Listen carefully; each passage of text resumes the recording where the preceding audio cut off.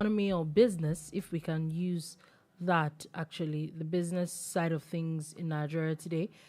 Starting from fuel, looks like fuel is going back down. Whoop whoop. If in case you might be wondering, yes, so looks like fuel it is actually going back down today. So we're going to be talking about that a lot. A bit of issues with the not issues actually, the aviation. We're going to be talking a bit about that. Or I say Ministry of Interior. There are a few things from there. There are a few deals that the federal government has signed or is signing here and there that we're going to be talking about. A few drama from the courts as well. It's happening. The WTO World Trade Organization has had something to say with the trade wars that is happening around the world, specifically the US and China. There are quite a bit of daddy drama we're going to be talking about today, in case you're wondering. Some on the good side, some on the not so good side, and quite a number of other things, if time permits us.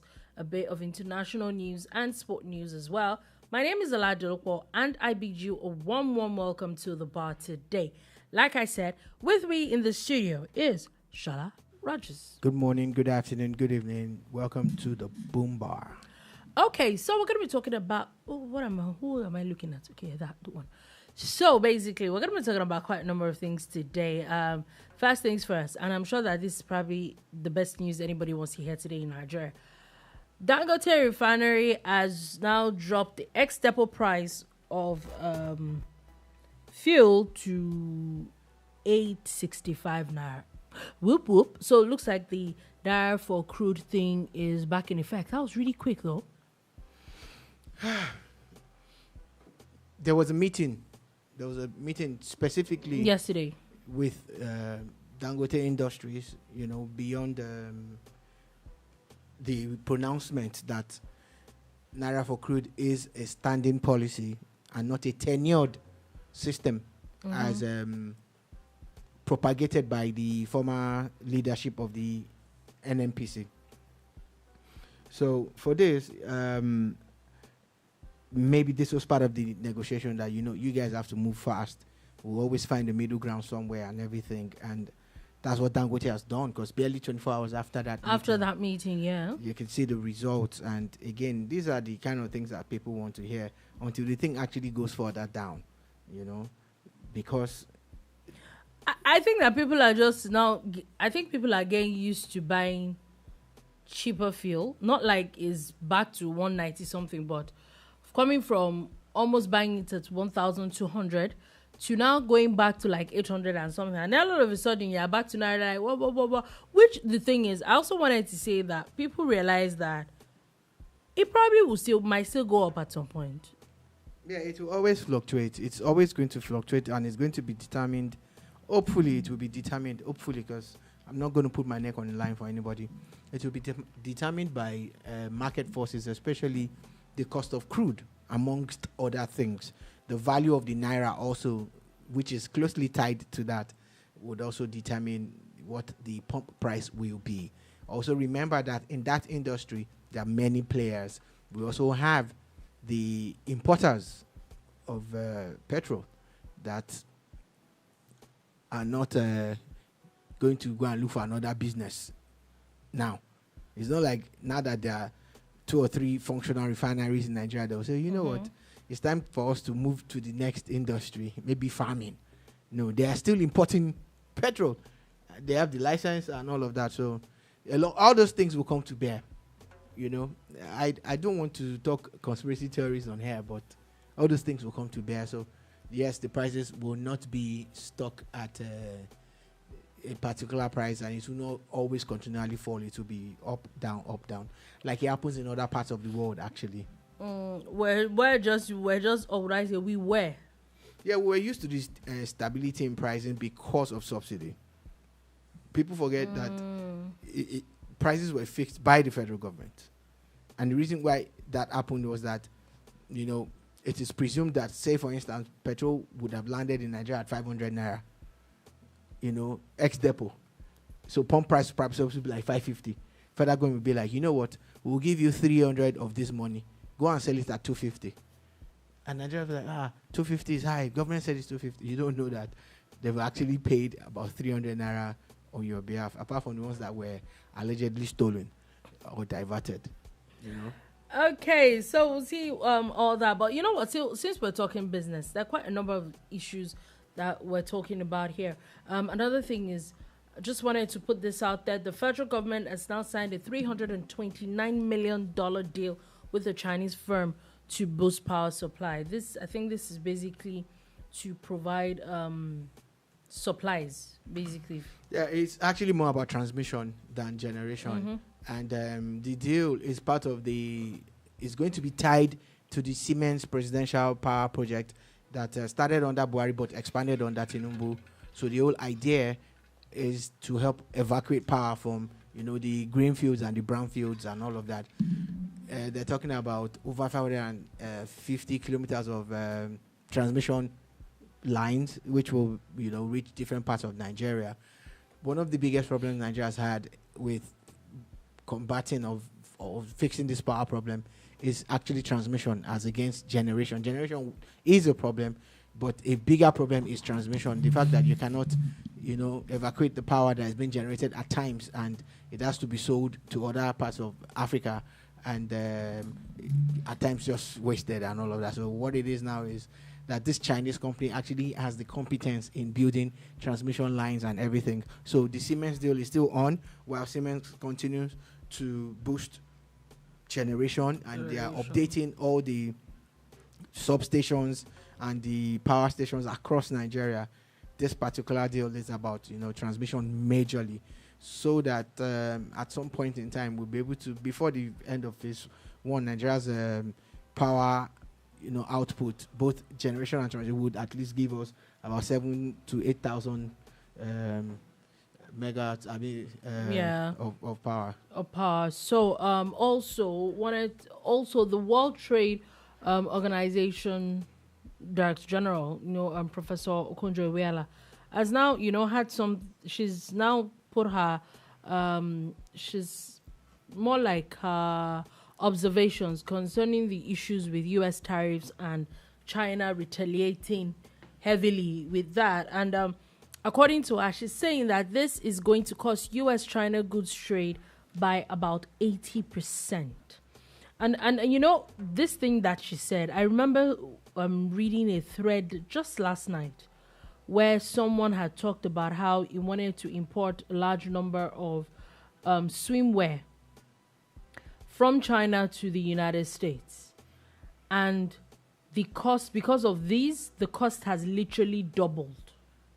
So he's a Nigerian, was literally now asking Nigerian makers who can actually make this thing for him right here in Nigeria, and then will ship to the US. Because at this point, they said buying from China, which used to be cheap, is not making any sense anymore. I saw that trade, and I think it didn't make any sense too in the first place. Okay. Why would I buy something from China and ship to the US? There are companies in China that will ship to Nigeria cheaper. There are people who actually are into haulage and all of that. I think this stuff is going to the US. But he said he was going to transship to Nigeria. I read the thread. You can go look it up. Is this hacking something like... Yeah. Does it make sense? It doesn't make any sense whatsoever. If you were buying here to supply a company in America and you were actually sourcing in China, I get that. But you're shipping to China for it to come to Nigeria. Because that's why you're now looking for a Nigerian manufacturer. It doesn't make any sense. Actually, on the same trade, I saw someone free advert for Made Kuti. Made Kuti is Fela Kuti's grandson. That's Femi Kuti's son. His wife actually makes some real nice swimwears, Nado or something. I can't remember her brand name now, but it's so nice, And actually saw it. I'm like, wow, And there are few other people that were suggested. But the truth is that beyond these trade wars, this is the reason why Nigeria is suffering. Everybody needs to look inward. You're importing swimwear from China through America, and you're going to use dollars. This is why Nigeria... And guess what? That's what government was paying for. People don't like the truth. But that's what government was paying. Everything that we bought online was subsidized by government because they were defending the Naira. and they've stopped defending it to a large extent now. So, come on. I know that people have to thrive, people have to make money, and if you're lucky to actually have enough funds to import things from China, fantastic. But there are several. Look, I was talking to someone on the phone, and we got on a conference call, and we were on that conference call for about 3 hours with someone who was helping them source materials and things in China. And there are things that we couldn't get locally anyway. We're talking about photography equipment and all of that, you know. And that's the guy's job. He helps Nigerians shop, and they ship it down. Straight in. You know.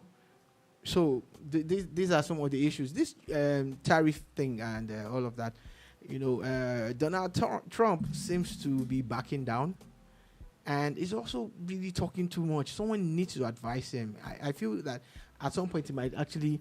There's a video I saw, and I hope it's not AI generated, where he was saying to someone, "Oh, you made some money." He was talking to about 2 people. The person who posted video alleged that they are his billionaire friends, and said, "Oh, you made 2 million yesterday." You see that, you know. And there's another part on his Truth Social where he was advising people to go and invest now, to go and that.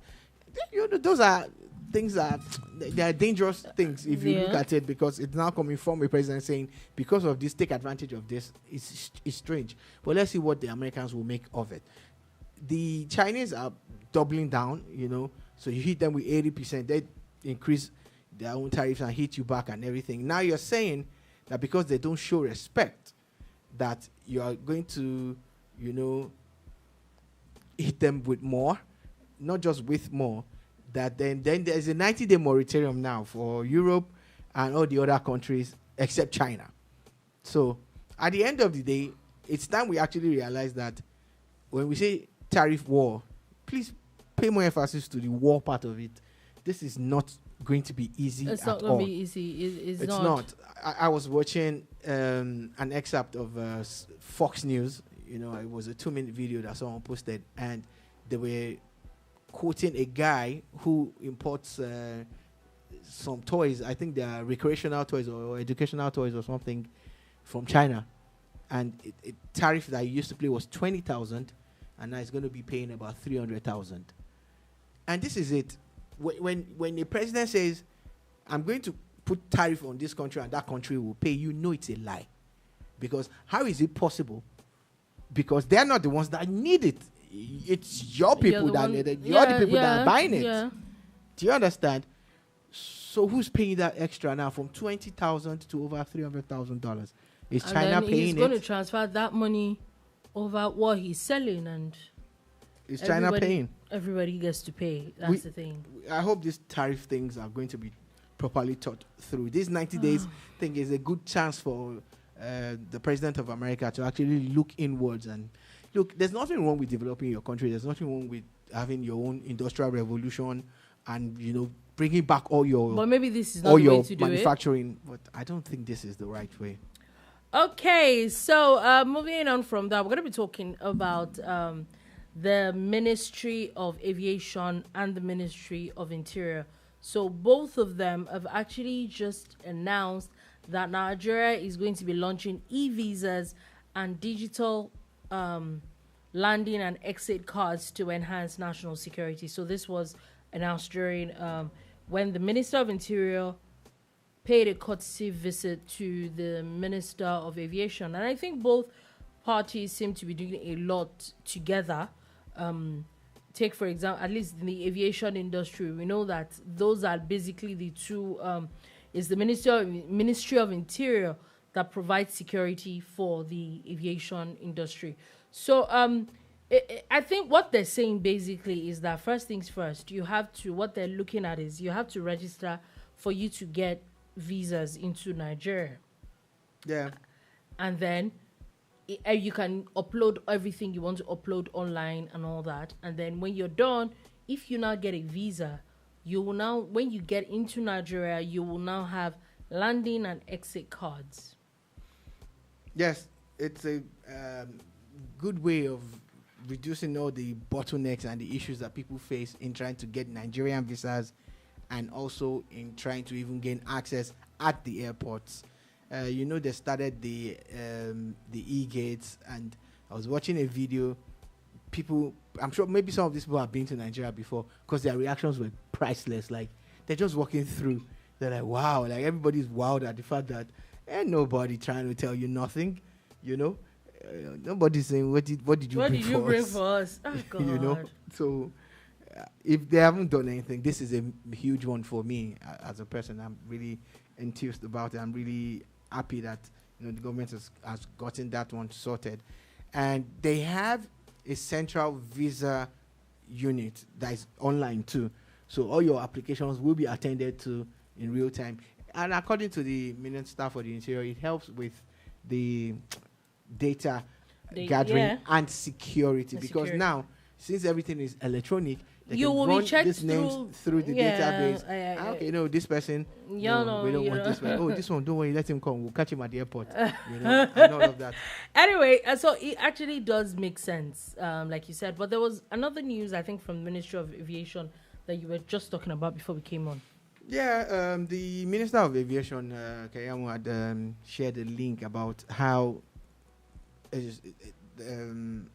airfare to Europe, to and from Europe, has dropped by close to 50%, and there are several factors responsible for this, One is that at this time last year, I think the Naira had gone to a dangerous place. It was around 1819 to a dollar, but now it's dropped lower, about 1415, to a dollar. That's one. Two, it is said that this period there are fewer people traveling, and because there are fewer people traveling, the demand is low, so the prices are down. Dropping. You get. And again, because of that, now a lot of airlines are also organizing promos and all of that. That's good now. There's expected that there will be some kind of surge very soon. So if you want to travel even in a number of months, this is probably the best time to buy your ticket, I guess.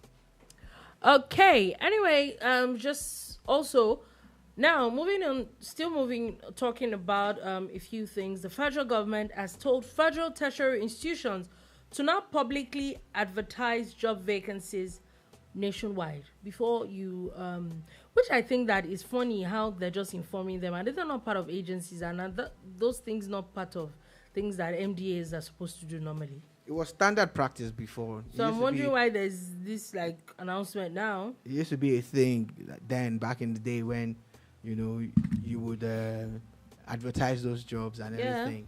But you see, it's good to have a positive outlook about things and look at everything positively because you want to believe the best about your country. But honestly, at times, those publications to me, I also see them as mere formalities. There are scenarios where you hear that they are recruiting X number of people into one government agency or the other. And people still find it hard to get in. You get. I heard actually nice things about the NNPC one. There's this guy who's he's a businessman, but you can call him an influencer on Twitter, who actually kind of coached people before they went for this interview. And about a few people, about 2 or 3 of them actually came out to say they were employed. They were shortlisted and all of that. And of course, they didn't know anybody. They got the job, which is interesting, actually.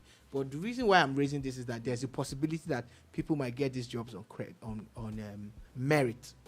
But let's not fool ourselves. Whether they advertise it or not, some of these things are already been signed, sealed, and delivered. Interesting news. I'm talking about that, now that you said it. This reminded me of if you saw an interview with Buba Galadima, where he had talked about how a phone call to President Tinubu got his daughter a job. He talked about how his daughter, he actually did sing a lot of praises of President Tinubu, how they're friends and whatever he wants, how his daughter got his phone or scrolling through his phone, and they called him and he picked, thinking that it was Buba Galadima, and they explained themselves, and the next day I think that one of them got jobs at the National Upstream NUPRC, basically, just because. This It's a typical example of nepotism as it affects us in Nigeria. Yeah, and I'm like, okay, so it's okay to just brandish these things and say, like, we know it happens, yeah, but The part of the interview, shout out to AIT because it was an AIT interview. The part of the interview that I saw that actually intrigued me the most is how, of course, his own elder daughter had worked with immediate past President Buhari. yeah, And he claims that she was never paid. yeah, that there was a standing order by the former president not to pay her for 4 years. I'm like, okay. Why would you employ someone and expect the person to work for 4 years without being paid? So my question also is, why am I working in a place for 4 years and not getting paid? Are you getting another kind of money somewhere else? It was intriguing. That's why I actually decided to raise it. Yeah, because if I'm not getting paid, no matter where it is, let me carry my bag and go now. However, truth be told, because we're not going to sit down here and play holier than thou, I would love to be able to grab my daddy's phone too and scroll through and see the president's number. Yup. And call the president. And the president picks it and he says, how are you, Rogers? I said, no, this is small Rogers, sir. I say, what can I do for you? Sir, it's my business, sir. I need 2.6 billion to Why is scale. your ways Billy? Naira this time, don't worry. I've become cheap now. Naira. I didn't say I wasn't even talking about the currency. It's anything you're talking about. It's always billion. Look at me. I look like someone that should be talking about million. Is million my problem? I don't. Okay, sorry. It's billion that is my problem. Nigerian billions, if I don't mind. I'm not greedy anymore. I used to want the $1 billion. I'll get that one later. Mr. President, sir. You will now say, I should go and bring proposal. I say, sir, I am the proposer. just this is my OP. It's funny, but I'll give. To be honest, but I'm not going to lie. The truth is I think that because it's I can criticize them more than I want, but I would want that too. Now, as I'm much being as we want to say, is nepotism, is this and that, and it's something that a lot of people say that until you are in that situation, you cannot. If I have a daddy that just even know president, last one, what am I? Yupo, Bumba will be in the space. That's it. It's two things that I will just tell you, sir. Then you have to be a guest on our show, sir. Yeah. No need. Kini? No need. Is it your need? No need. Let me sit across that one. Sir, can I ask any question, sir? You who is the SS that will still bundle you out of your own place? My daddy's friend. Daddy's friend. Again, Galadima also said that that they are friends, him and Tinubu, and that they met at the owner of Arise TV, Unduka Obagbena's, I think it was his mom's funeral or something, that they met or something, and that a couple of times Tinubu actually got up to come and meet him and tell him, come and work with me. Let's work together. And I said no over and over and over and over again. Okay, so I think that the man... Please, my daddy is resting. The man... I'll just carry cane and chase him back. You better go and walk with him. There's something wrong with Jabi. I think that there was a bit of boastful things that the man has been saying for a couple of days. I think that interview too was when he talked about SDP. He did not have quite a number of not very nice things to say about the former governor, and I think that as much as we like or hate former governor of where Kaduna State, El Rufai, the man pointed out some facts, and whether you like it or not, you don't have to like someone for you can't argue with facts.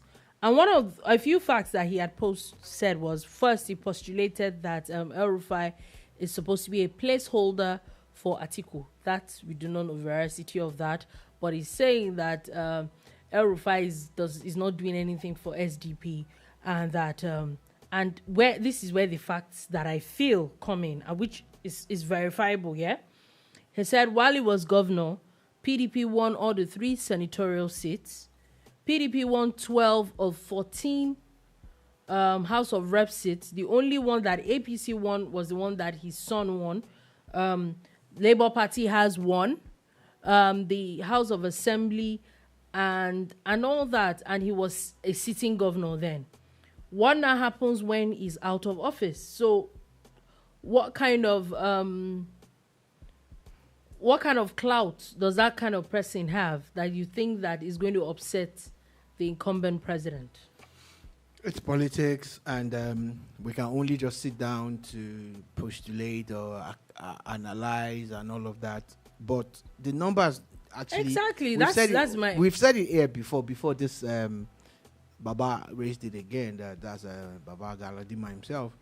Before he raised it, we said it more than once that it looks like it's either that the former governor of Kaduna does not have the political clout that he has, or he did what he did purposely, or it was an anti-party move. It looks like that. It could be something like, because there seems to be a very strong bond between him and Atiku, like they are really close and all of that. And of course, there's been a falling out between him and the members of his party. You get. So, what Galadima has said, that's true. Numbers don't lie. Numbers do not lie. But again, it's going to be an interesting period for politics in Nigeria. The alignments and the realignments, the alliances and the broken ones, the underground ones, and all of that. A whole lot of things are happening. Tinubu being in France, people would think that it's just there. But the kind of political meetings that are going on in that place, the kind of things that are happening, they're very, very interesting. I saw an headline, and I said it must be sad that one person will spend his entire life criticizing someone who is thriving in the same industry that they both work in, Bode George. And there's an headline where it says that the APC has no structure. It's a one-man show. And I said, if I was a politician, I would love this one-man show. Because your structured party is imploding. The one that you claim has structure, that has not been able to finish its headquarters after spending 16 years in government, that actually now built or partially built headquarters on land that doesn't belong to it. No. The land, they didn't just pay Land Use Act for a couple of years. It's not in their name. Okay, that's true. It could have been a gift. It's not in their name. It could have been a gift. So exactly. Even if it's a gift, you should not have rectified the papers or done or normalized the papers. They always thought and that shows structure. Very good.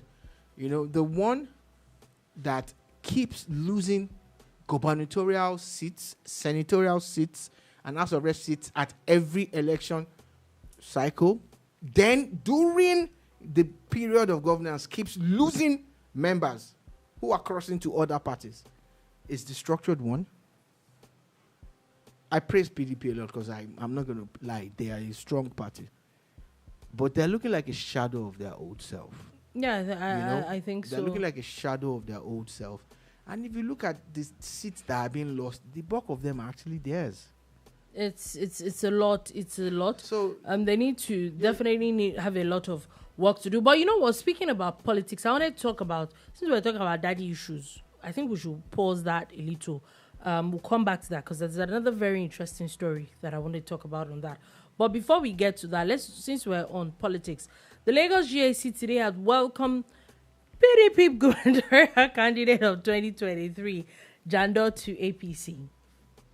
So you know that there was sort of like a conspiracy theory that you had talked about, and this was, I think, the day or two after and this was off air, yeah? I still can't get it out of my mind that this person probably went to the PDP to do what he went to do. I don't know what you're talking about. Please proceed. Wow, we're there now. Proceed. Anyway, it was alleged that Jandor really did not want to be governor. But the honest truth is, it looks like it. remember, I still cannot forget the picture of Nyesom Wike's face when he came to Lagos State. Came all the way to Lagos, and it was TBS now.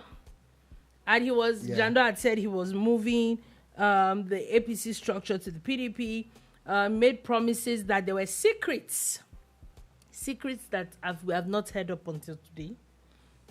Absolutely nothing.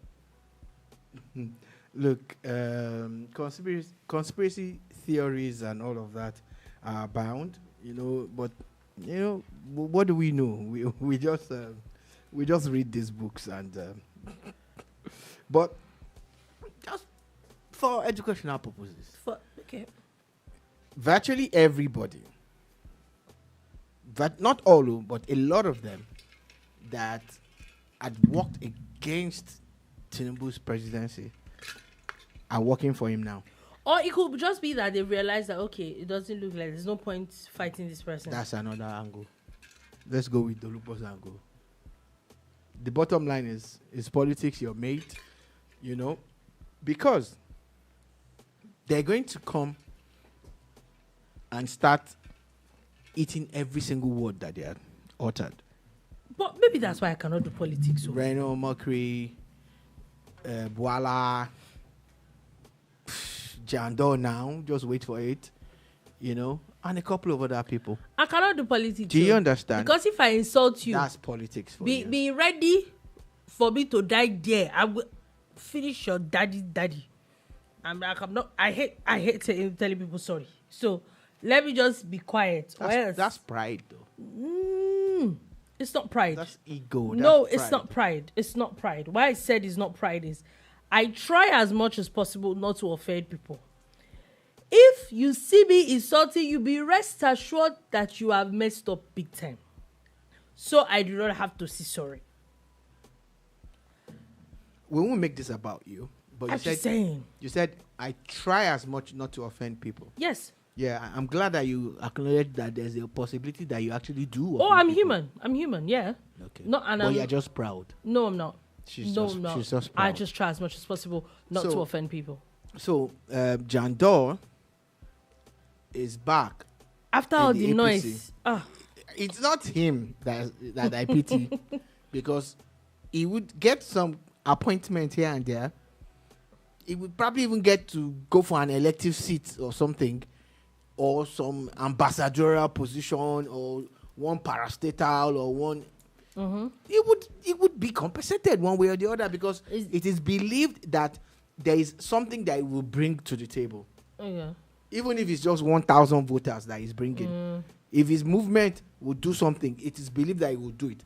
You see, that's not. You see, it's the the minions, the riffraffs that the people that have gone online. You've gone online. You followed the rhetoric. Now you've been thrown on that bus. So I pity you. That's why I say no. They don't die in their wars, man. These people are friends. Forget. Every day, article will pick Twitter or call press conference and abuse Tinubu. Obi will tell you don't listen to them, but when they see themselves, they're not even supposed to greet themselves. Yeah. But I lie. They go greet them. Guy alpha. Don't die in their wars. I just remembered something, and this is not politics. Yeah, I just remembered a video. Shout out to people from Osun State. Shout out to you people.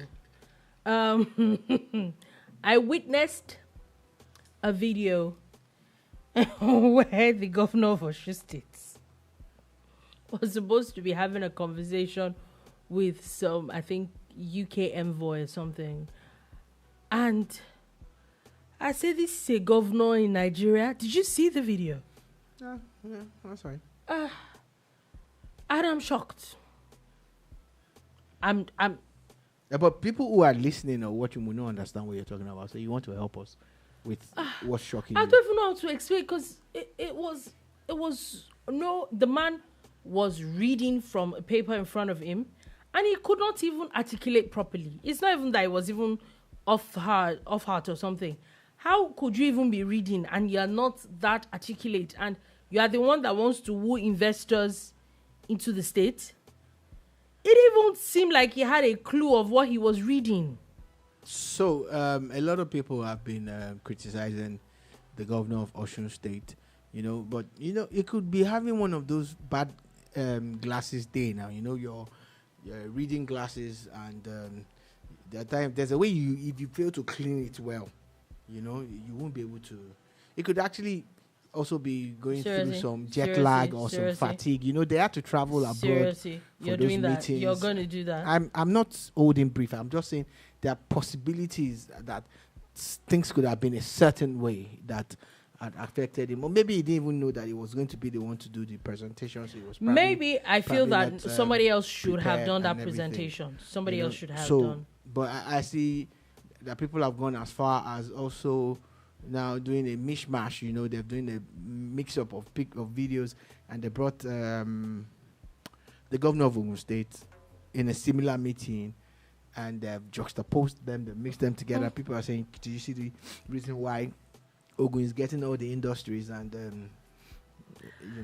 so. But again, the thing is that you really don't have to be an orator to be a governor or a leader or an administrator. What makes you a leader is to know your strengths and your limitations, and to know the strength of your team. Exactly. Because you're supposed to play to the strength of your team, and you cannot do everything. I think that he had no business making that presentation. So if it wasn't any of those flimsy excuses that I gave, and I deliberately used the word flimsy, if it wasn't any of those flimsy excuses, I think he should refrain from putting himself in such awkward situations. Yeah.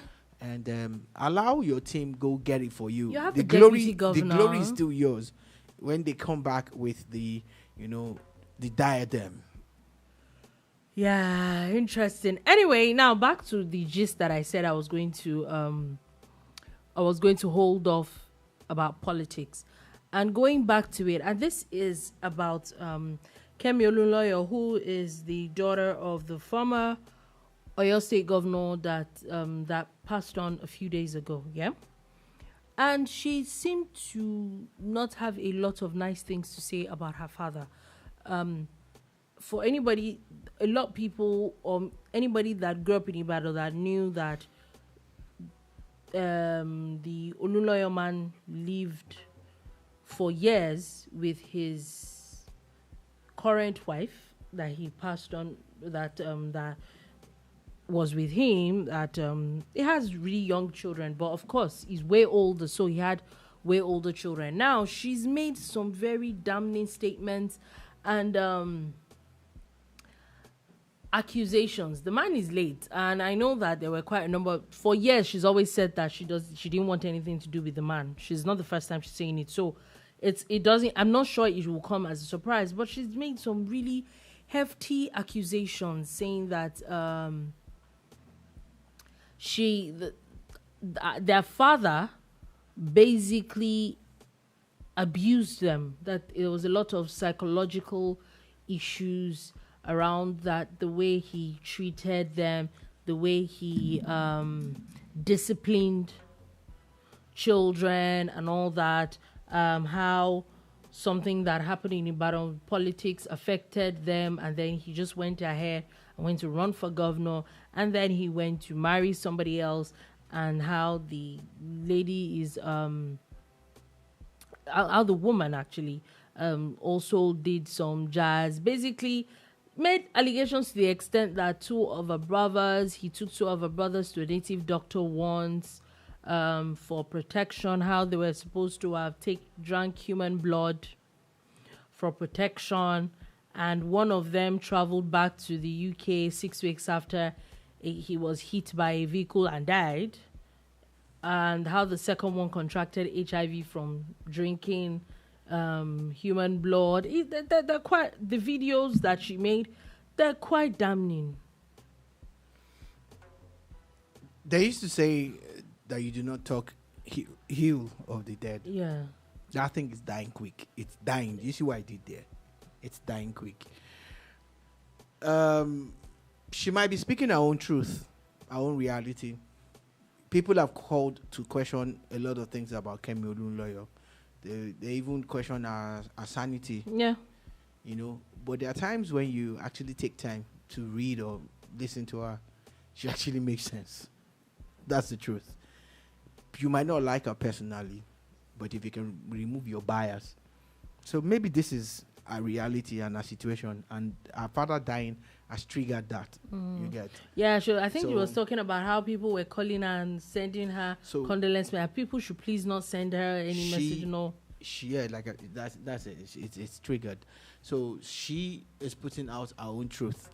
I would have hoped, as a man, that no matter what happens, that your family would at least keep all of that to themselves and let you rest in pieces or peace in whatever context. But now it's out there. The funny thing is that he's dead. It's not going to hear any of this. It's not going to feel any of this. So whatever backlash that happens is still going to come back on the people whom he has left behind. You get?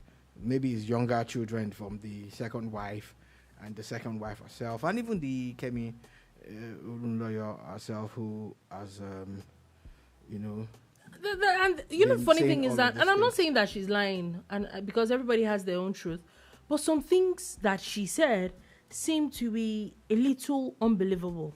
Someone was a president of this country not too long ago, civilian president, and the person's child made some heavy allegations about that person and his own wife. True. I didn't mention anybody's name now. True, very true. What happened? Nothing. This is the kind of world that we live in. You see, it's until people have a reason to disagree with you that they will believe anything negative. They don't care. Look around. Oh, one politician is bad, and another one is good. It's a lie. Virtually all Nigerian politicians are bad. But you see, the one that they don't like is the one that takes all the heat. Yeah. The one that they like, the day they turn on that one, you'll be like, why? They'll be like, look at what he did, but he did that years ago. So here we are, and you see how I'm able to do all of this without mentioning people's names. So, hey, just live a good life at the end of the day. Do the one you can do. Because everybody is going. Just live a good life. You won't be around to defend yourself. Yeah. Anyway, moving on from that, sadly, from Kebbi State, rainstorm is happening there and is destroying multiple houses there. Our thoughts and prayers are with people of Kebbi State also. Let's go to the courts, where the court has ordered the federal government to stop work on the Kano Daura section of the Nigeria-Niger rail project. So according to the courts, there is an injunction until the case is sorted, saying that there's a path there that is on people's lands. Yeah, apparently they are saying that they're not saying that the train should not be built, but there should be fair valuation of their land in getting compensated for it. And of course, they are being represented by an arm of the government at the state level. And of course, this is definitely against the federal, because it's the federal that is building that rail. And they're still actually still open to negotiation. They're just saying, get it right and get it done. Right. But the federal government has not responded. Also, the court has summoned Rivers administrator over the local government appointments. I don't know if it's part of his brief. I know that being a sole administrator is just like a military civilian, or a civilian military administrator, He has a lot of fiat and all of that going for him. So I don't know if it's within his purview. But if you are there for only 6 months, maybe not appoint anybody for the local governments. But maybe he feels that in 5 months that is left, I'm sure he's done. Yeah, and if there's a lot of work to be done, funds that are going to be released anyway. So he needs people will help him administer it, But again, this is still a clarion call to Mr. Simfubara, His Excellency, and H.E. Yemson Wike, that at some point both of you need to put the people of Rivers first. Yeah. Okay, so going back to our story that has to do with floods, the FCT, the federal government has predicted that there are going to be heavy rain floods in about 30 states and the FCT in the next couple of weeks. So high flood risk states. And this is what is in my head. There are 36 states in Nigeria. If 30 of them get flooded, what's going to be left with the 6? Cuckoo, because there's going to be extra water everywhere. It's going to get to you as well.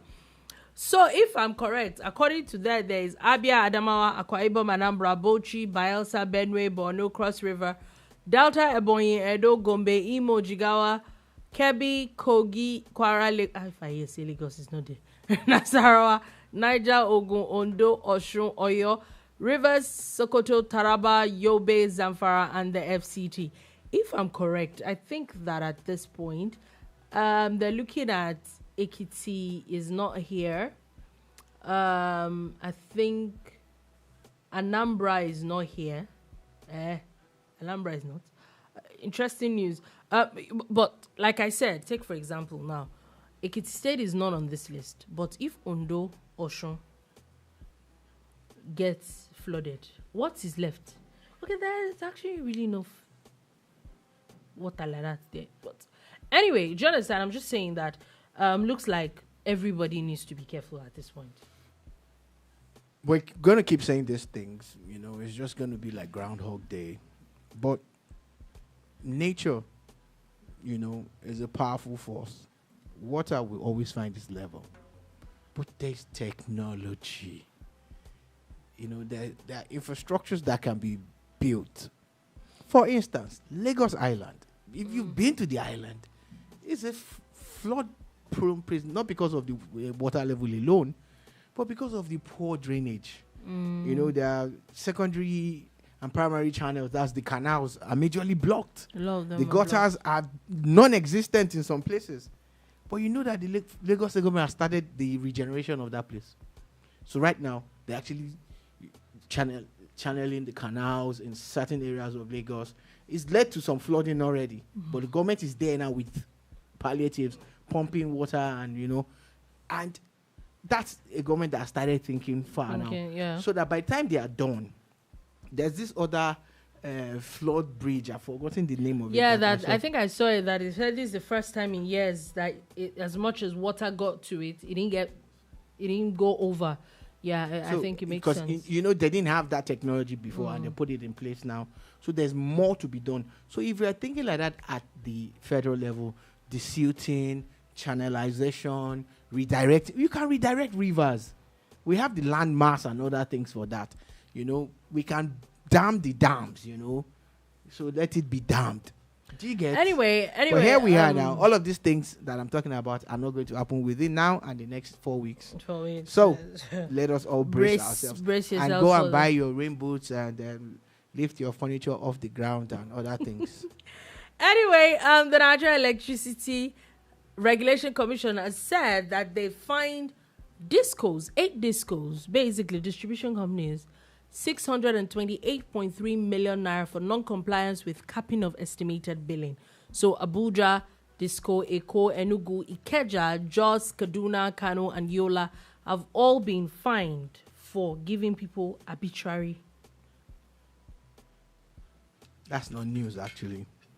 It's been happening from the beginning. I like that. I like the consistency of it. You see, the only way these fines will make sense is if it goes back to the people that were billed wrongly. Oh, yeah, they actually have to refund them and put the monies back on their meters. That's what the whole idea of some of this. But where would they get meters from when it's estimated billing?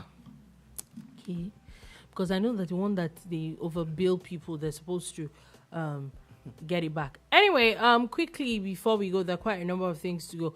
The United States, for people looking for US visas, it's looking like they're set to say that they're going to be denying immigrant visas now over social media posts. They have something that they've been doing before. Now it's about immigrant visas, but even your visas, your applications, they're checking you out. They're checking your internet footprint and everything. And trust me, it will come back to bite you if you have written any of those things. For those of you who are eager to Very get visas. flippant, yeah. Or even you've made videos or you've sat in a podcast that said things that you probably shouldn't have Should said not have if said. you were going to go back to go and beg for a visa. Because it's Google beg, I beg to apply. Anyway, moving on from that, looks like search for survivors at the Dominican Republic nightclub issue where the roof collapsed. I think it has now stopped officially today, but sadly the death toll is now risen to about 218 people.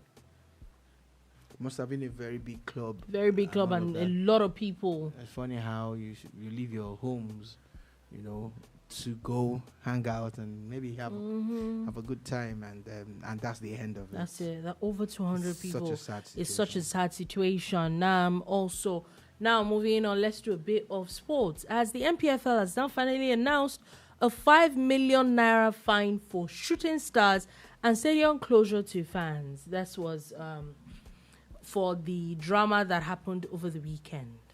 Yeah, that's a good thing, because when there are repercussions, hopefully the clubs would clamp down on their fanatics. Okay, so what exactly? Because at the end of the day, can you stop people from being your fans? You can stop them from being fanatical. How You though? can- okay, so you are the host of a game. Yeah. The security is in your hands. What level of security do you put in place? Especially when you know the type of fans that you have. So beyond having police, you're supposed to have stewards, you're supposed to have plainclothes people. You're also supposed to engage. If in the stands, the real fans know that if a fanatic comes and messes things up, the fans will be banned. They would quickly caution that person to say, "Oga, we'll have you thrown out for this," because we need to let them know that you're not a member of our registered fans club and you're just here to cause trouble. Do you understand? Yeah, so you don't just organize a match by just throwing the gates open. There are a whole lot of things that you need to put in place. You need stewards beyond police. You need stewards that are watching the fans, not the game. Yeah. So now that looks like I'm not sure, but I think for the rest of the season, the rest of their home games are going to be playing. Picture if behind closed for that doors. day alone, they are taking an additional 500k and invested in security. Would they be fined 5 million now? Would their fans now be stopped from coming to the stadium? Is that not lost revenue for them? Yeah, because they can't even sell tickets and all that, sadly. Anyway, still talking about football, semi-automated VAR offside is set to now arrive at the Premier League. It's going to be at the Premier League. And I think that a lot of things, there's a lot of technology. I think, was it yesterday that we're talking about how there's going to be body cams that come. And I think at the Club World Cup, fans will also get to watch what the referee is watching. Yeah, that's already happening. That VAR, I wrote an article about it a couple of years ago on that OP's platform that time that we were working on. And I was encouraging them to copy. It happens in rugby already. Your VAR is actually beamed on the screen. So it's hard for you to come back and say, based on the VAR I saw, because it still holds, the final say as the referee. Yeah, but it's good. But now everybody's saying it, so you Seeing cannot it. come and be funny. Now, the semi-automated thing, I just hope that they won't bring too much technology that will change the game and all of that. But it's already in use. This season in England, they're using it for the FA Cup and all of that. They're already testing, the technology. But hey, I just hope that it doesn't take away from the game and it can help solve some controversies. Just also to remind them that controversies are actually part of the game too. Yeah, it is. Anyway, yesterday we had talked about bringing the rest of the Champions League reviews, and if it was going to come up with a bit of fireworks, maybe not a lot of fireworks. The last two games of yesterday brought. Why I said so is that it seemed to be very. It wasn't surprising. Let me put it like that. I would say that yesterday's games were not surprising at all. Maybe I did not think, the only thing for me, take for example Barcelona Borussia Dortmund. I didn't think Barcelona was going to beat Borussia Dortmund 4-0. I didn't see that 4-0 coming, but you could have called that Barcelona was going to beat Borussia Dortmund. It was a good engagement for Lewandowski, who used to be a Dortmund player, and he's just like, guys, how it is now. Me no vex. But it was a good outing for Batha. Yeah. And let's see what the second leg. Second leg will do. Also, PSG also defeated Aston Villa.